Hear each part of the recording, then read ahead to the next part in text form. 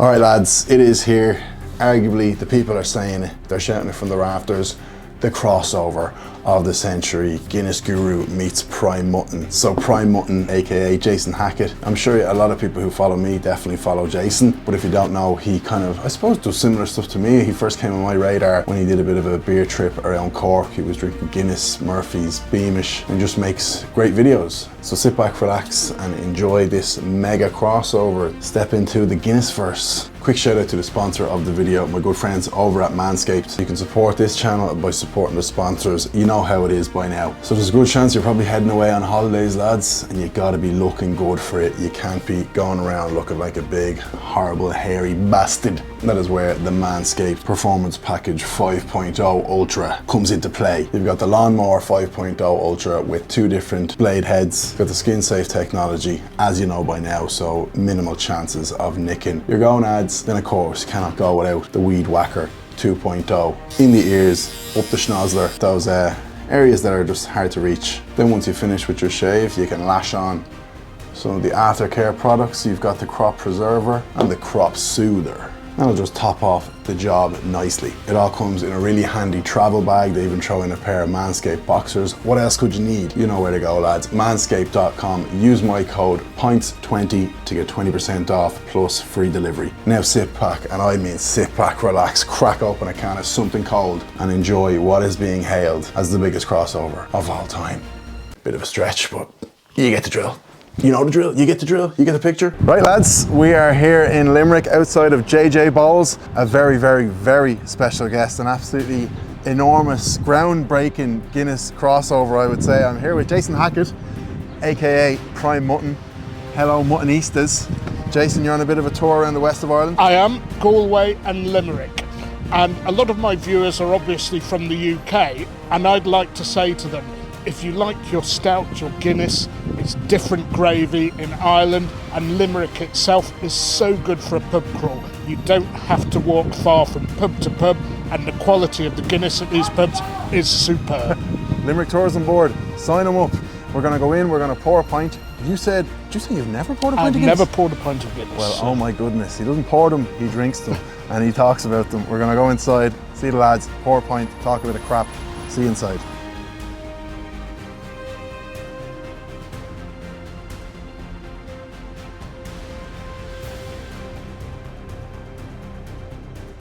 Jason, you're in what arguably looks like the smallest snug in the world. I didn't even notice it the last time I was here.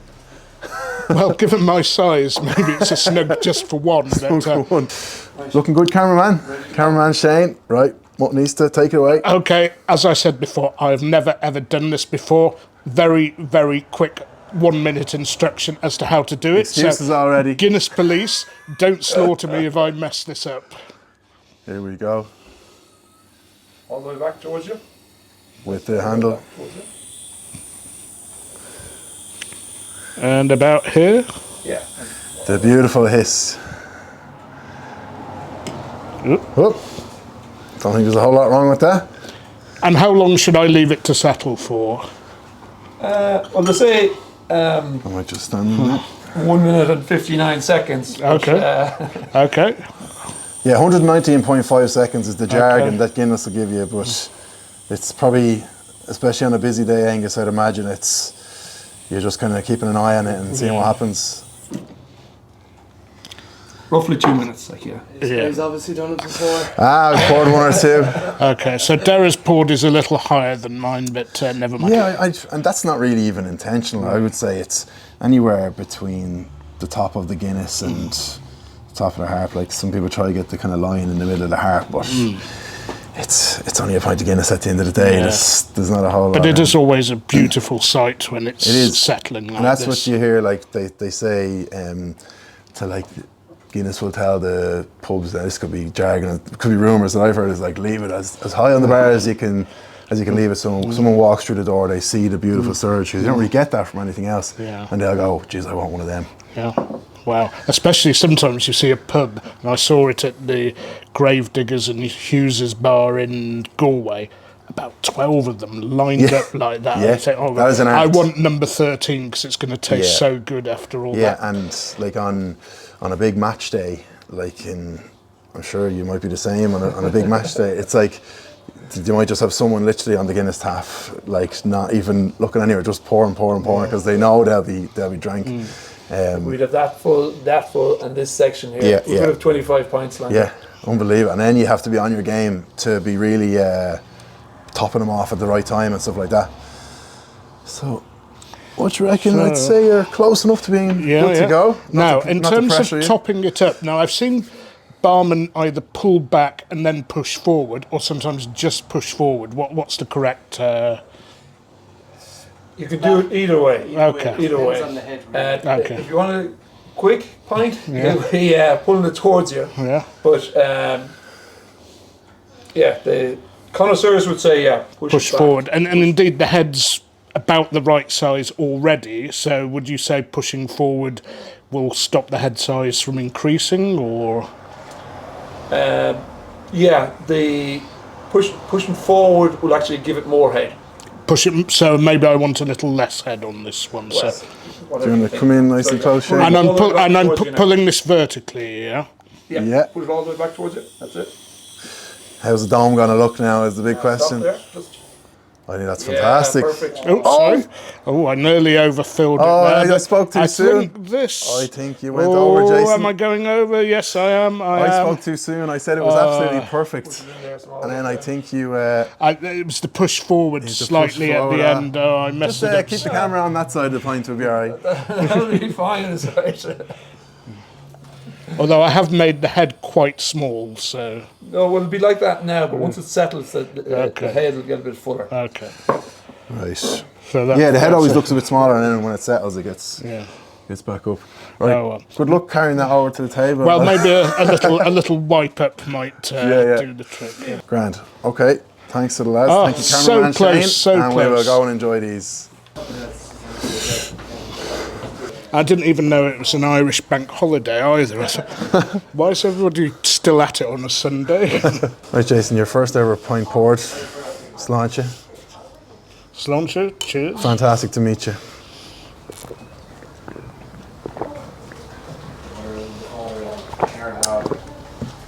So just for full transparency, we've already had a pint. That video will be up on the Prime Mutton YouTube channel. Not sure whether we're both very busy men. We have a lot of videos in the bank. Yep. I don't know whose will be up first, but anyway. So yeah, you're a fan of the Limerick pub scene anyway. Absolutely, yes. I can't remember the last time I went to a city where so many of the highly rated pubs are so close together. Yeah. Fantastic for a pub crawl. I know people don't come here for tourist reasons particularly, but if you want a weekend out drinking, I mean, this is probably unbeatable for me. Yeah, they mainly come here for, a lot of people come for rugby as well. Thomond Park, the home of Munster Rugby, just up the road there. But I suppose, this is definitely, I think, I wanted to get you on because I think we'd probably have a decent crossover in audience. Like, it would make sense for someone who's following me to follow you, even though I would say... Vice versa, even though I would say it's very, very different kind of styles of content, and I've always said on my channel that I would kind of put my hand up and say, knowledge-wise, I'm more about the kind of the entertainment, the fun, the pubs. I feel like you've a real good bank of knowledge built up over. I've listened to a couple of podcasts you were on. Where would you say you kind of? Is there a moment it all started where you just found like a love for beer and stout, and then when did it go from that to actually doing the vlogs and the videos? Well, it started, obviously, like many people in Britain, I had my first pint a year below the age at which I was supposed to. You don't need a Guinness, please, neither please. And I first came over and had a drink in Ireland in 1993-94 in my early 20s. Yeah. And I loved drinking Guinness in Britain. I thought, this is a smooth, creamy drink. Yeah, it's a bit bitter, it's a bit sour. Isn't this how it's supposed to be? And I came over to Ireland, and sometimes we were in a car. We stopped at a little pub in the middle of nowhere at lunchtime, and you'd swear there must have been a lock-in until 10 the morning before, because the pint was so fresh and creamy. So it was early in the day and the pint was still brilliant. Oh, it was brilliant, yeah. And I got into drinking Guinness here, and then when I went back to Britain, I said, I can't drink this. Right. It's just not good enough. And it has improved, in fairness, but back then, drinking Guinness was reserved for trips to Ireland, which meant a lot more trips to Ireland. I'll have to go to Ireland again. And do you remember the first kind of pub you were in where the cream hit your lips and you thought, oh my God, my life has changed forever? Yeah, I think it was Freeney's in Galway, because we were deciding which pub to go to first. And I thought, this looks like a good one. People have said it's a pub, yet it's got a load of army knives and fishing tackle outside. Doesn't really look like a pub. So I thought, let's go in here, and it's a different world inside. Yeah. And when I took that first sip, it was like what would you call it? One of the best moments in my life. It was an incredible experience. That's amazing. And I decided, I'm in the right place here.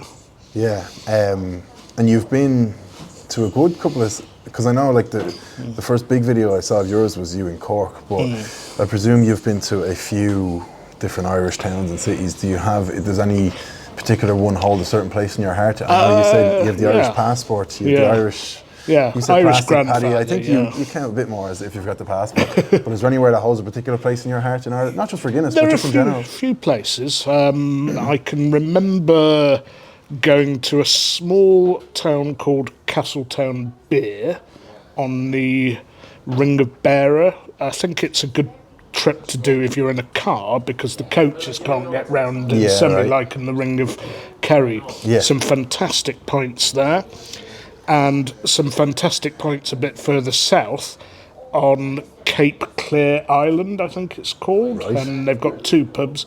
No Guinness police and no real police there either. So I can't certify exactly when the pub closes there.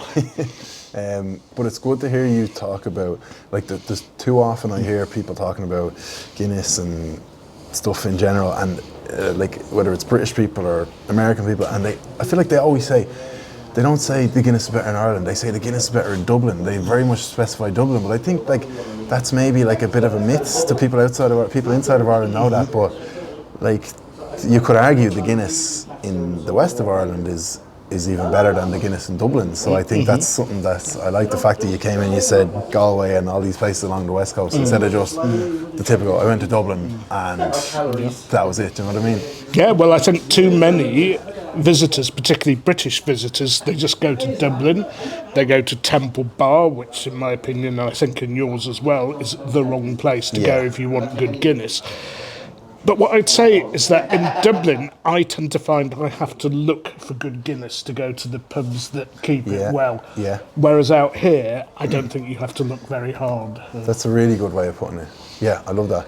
And to totally change the conversation, people always, you might find this as well, when I tell people, you know, the typical small talk thing, what do you do, blah, blah, blah, and you tell them, the first thing people always say is, how do you make a living out of that? How do you make money? And I would say, well, I've got a couple of YouTube sponsors and the odd thing on Instagram. But what a lot of people won't know about you, unless they've listened to a couple of podcasts like I did, doing my research, you're am I right in saying a professional bridge player? Yep. I play at international level. I play in Britain, occasionally in Ireland, but mainly abroad, Europe and China. Yeah, and I'll ignorantly say, like, I was aware of the game of bridge, but I wasn't aware that there was a professional scene. Is it just a similar setup to kind of poker? Like, there's just tournaments that you go to? In terms of there being tournaments, yes, but the difference is there's no gambling or pushing chips across the table. Okay. It's more like chess. Think of chess as riding a bike and bridge as riding a tandem, because you have a partner opposite who you have to interact with. So it's a team, it's two people? Yeah. Usually either you can play pairs of two or teams of four. And whilst a lot of bridge is played by retired people in their golf clubs and stuff like that, and it's very good actually for keeping their minds sharp, there's also a very, very skillful high level of the game played in some interesting parts, well, all over the world, really. And I would say to anybody who's thinking of taking it up, it is by far the best card game. but it's also one of the most difficult to learn. Yeah, but is it one of the only card games where you can play on a team? Yes. Yeah. I don't think there's another. No, I can't think. That's because obviously like playing poker would be great, but there might be a bit of loneliness to it and stuff like that. So having a team would be pretty cool.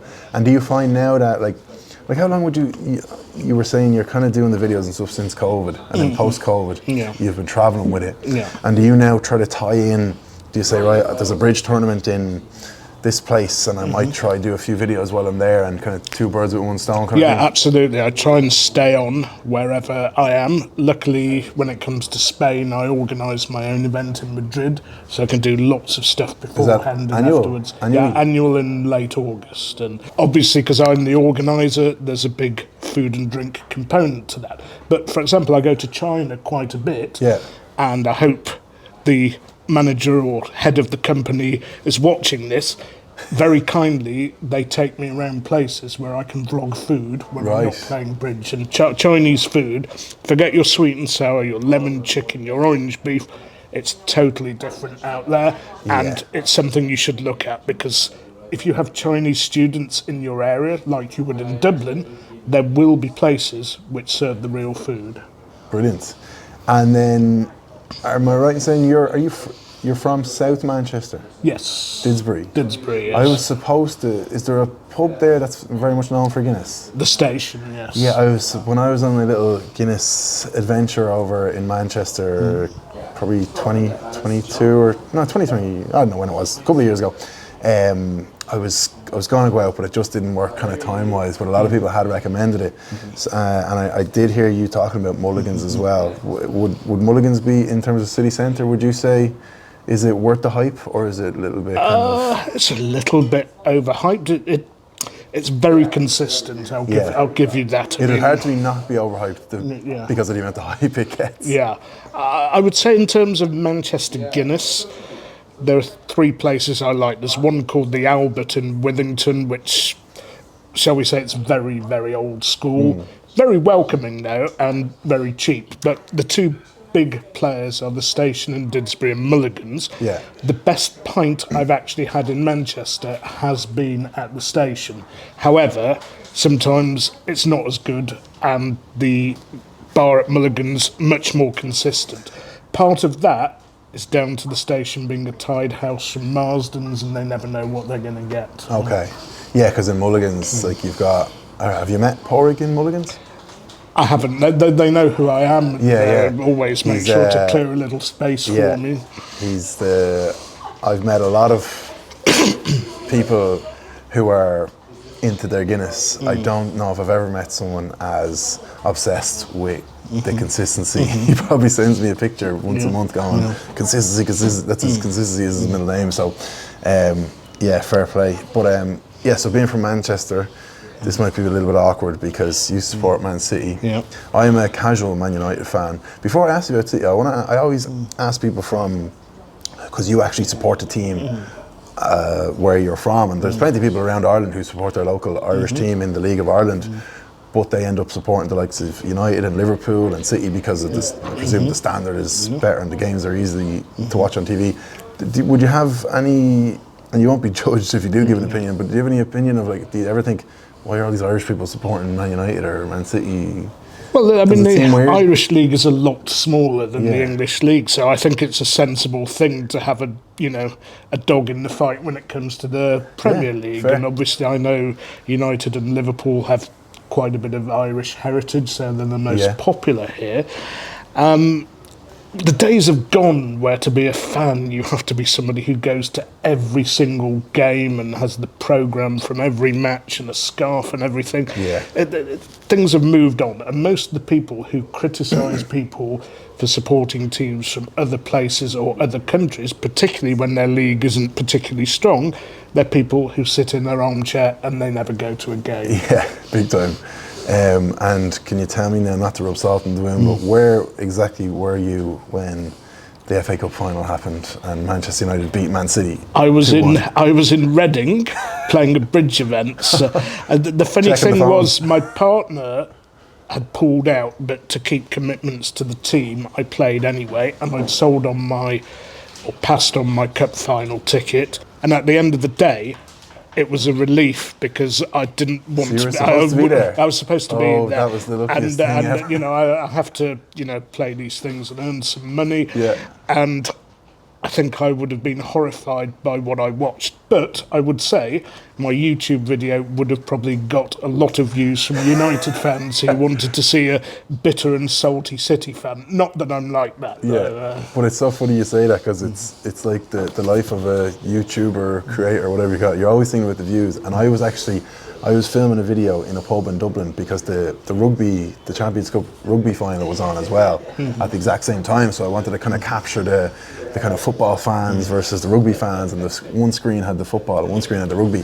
And I anticipated, so Leinster, which would be the home team from Dublin, Leinster were playing in the rugby, and I anticipated the video would go something like Leinster would win, that'll be the highs, Man United would get battered, that'll be the lows, and it turned out to be the total opposite way. But I nearly, not to say this, I don't want to say this out loud, but I will, I nearly didn't mind Leinster losing because it was like, this is going to be so good for the video. Do you know what I mean? Yeah. So it's always, every cloud has a silver lining.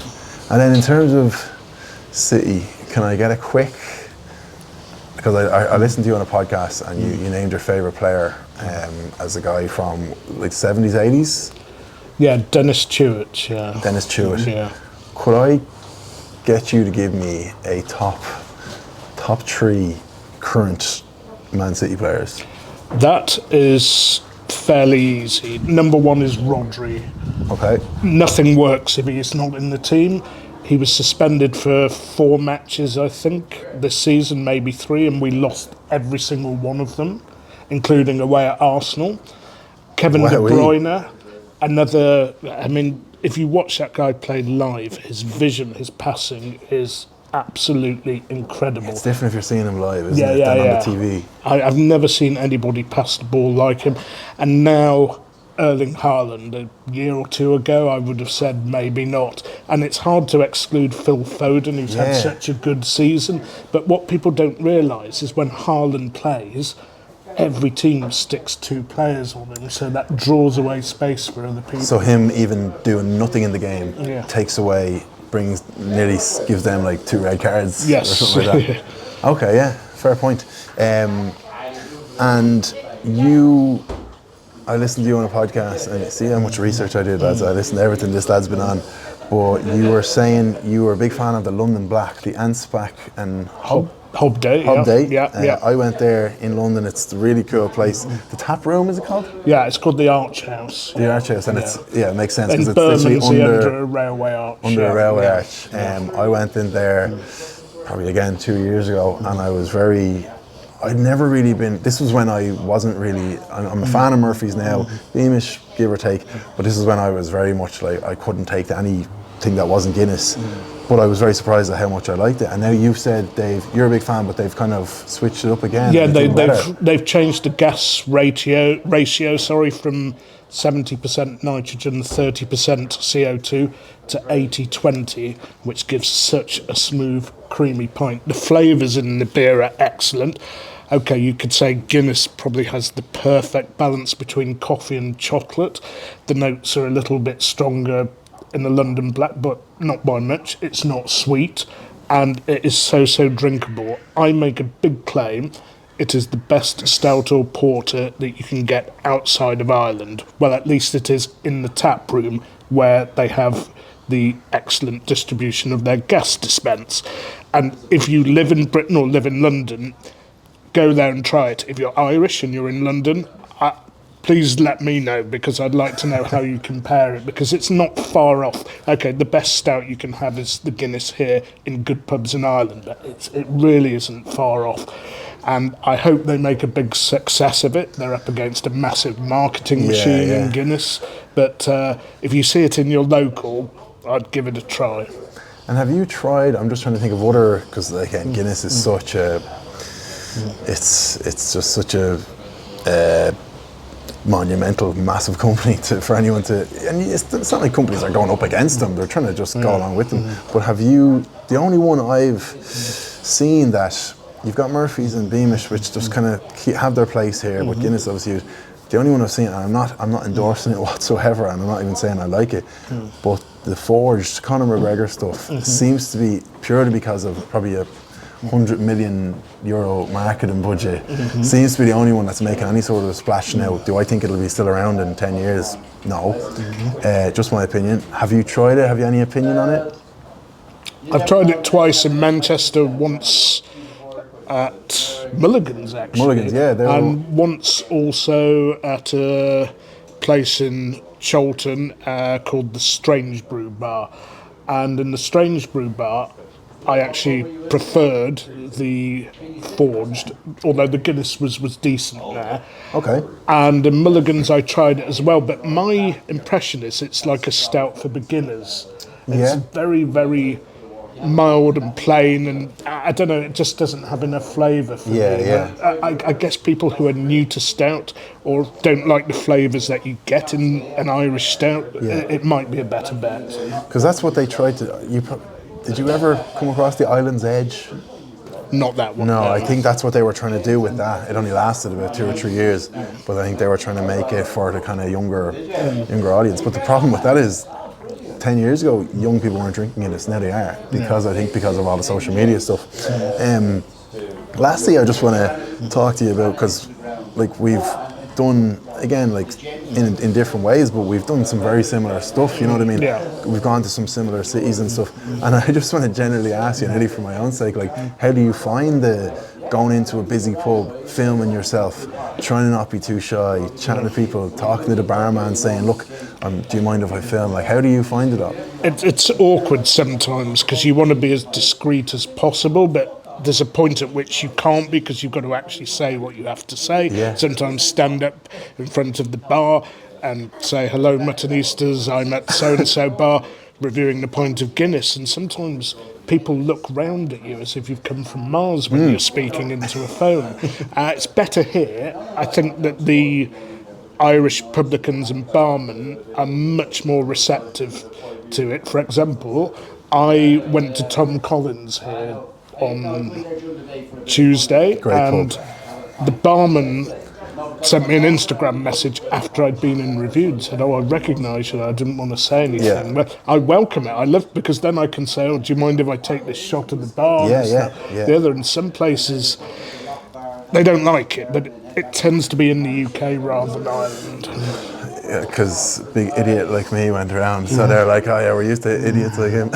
But so do you kind of say to them, look, I'm going to be doing a video, or do you just kind of whip the phone out and go for it? I just go for it. Sometimes I ask for advice because I'm doing the video, and there was one place in Bristol called The Orchard, fantastic cider, proper clear scrumpy, and a board with about 20 of them on it. And I asked the barman, I said, I want to try 3 halves to review, just recommend 2 dry, 1 medium, and I'd like some good quality ones, maybe ones that have won awards. And he blew a gasket nearly, and I had to negotiate sitting outside with no other customers in sight, and I don't get that. Do they not want the free advertising? I know, yeah, it's funny, like, because I'd say I've been to, people always say, like, how many places do say no to you?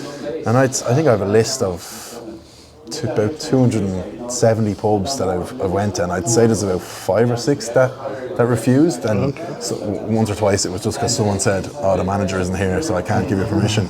But then other times they are very much like, absolutely not, and it's, you'd wonder why, but look, not everyone has a kind of, if it's their pub, they kind of have the right. And may I ask where those pubs were? Were they over here in Ireland? Or? I honestly think there's only 3 or 4. Like, there's 2 quite famous pubs in Dublin, and it wasn't for any, it was kind of more just like, you have to kind of go through HR to get permission and all this stuff, and I was like, but I'll say it out straight, these would be pubs that do not need my endorsement, do you know what I mean? They'd be known for quality Guinness and stuff, so but no, this has been great. It's great to sit down with someone who's kind of, you kind of know how it feels to go into a place and start reviewing a pint and stuff like that. Would you have, so in terms of Ireland, you've done Cork, Galway, now Limerick, and Dublin. Anywhere else big on the kind of radar? And also, what has been what would you say overall is your favourite city to, if you were sending someone on a good Guinness session, which city would you recommend? In terms of sending people on a session, sorry to Dublin, because the pubs are so far away from each other, I'd say Cork or Limerick. Yeah, fair. One of the problems is, of course, Irish hotels, very expensive now. Yeah. So I hope to do Belfast and do a day trip, because Cork, Dublin, Belfast, only 3 cities where I can do that. And I hope things have changed, but my memories of having Guinness in Belfast in the 90s were not great, to be honest. They had that old British slow pour without the gas and the hiss. I know, it's definitely improved since then. Yeah. There's some good spots in Belfast.